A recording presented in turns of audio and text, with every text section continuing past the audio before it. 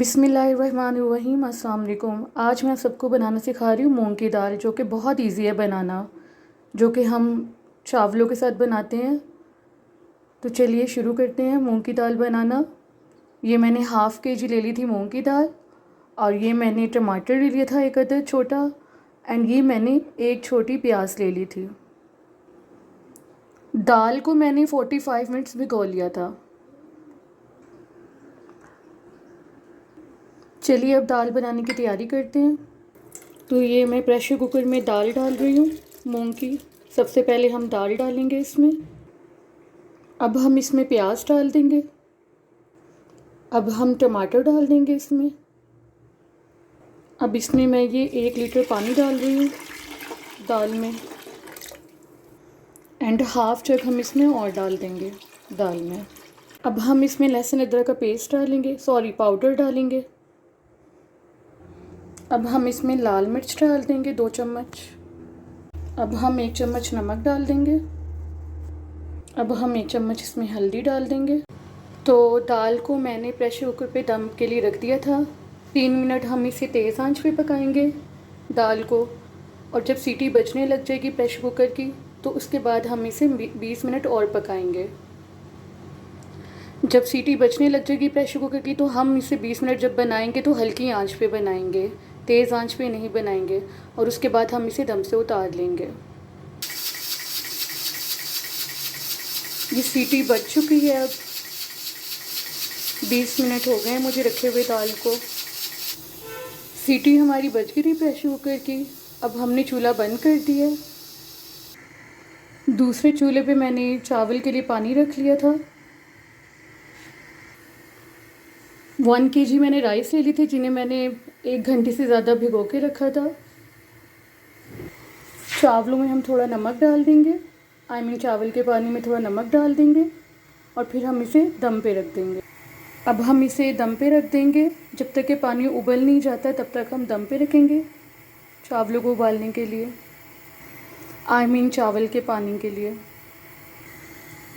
जब चावलों का पानी उबल जाएगा अच्छे तरीके से, तब हम इसमें चावल ऐड कर देंगे, जो कि हम दाल के लिए बना रहे हैं।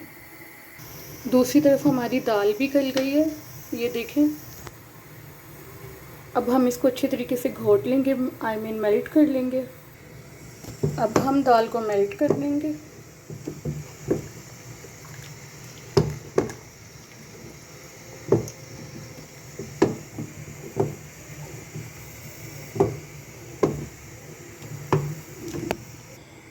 तो पानी हमारा उबल चुका था चावलों का, तो इसमें हमने चावल डाल दिए थे।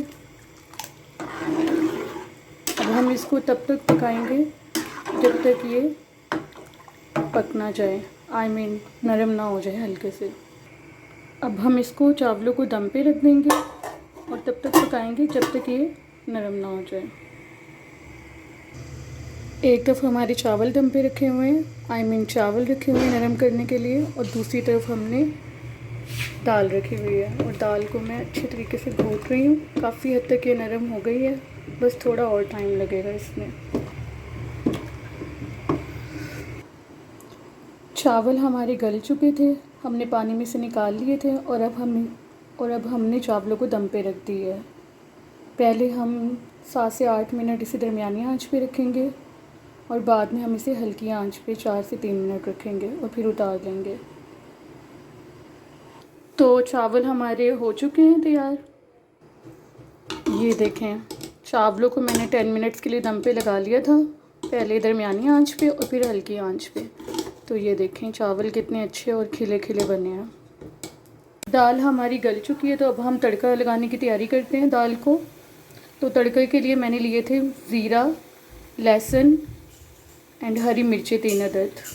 अब जब तक ये लहसुन गोल्डन नहीं हो जाते तब तक हम चूल्हे पे रखेंगे। तो ये देखें लहसुन गोल्डन हो गया और तड़का भी तैयार हो गया हमारा। अब हम दाल को तड़का लगाएंगे। देखें अब हम दाल को तड़का लगा रहे हैं।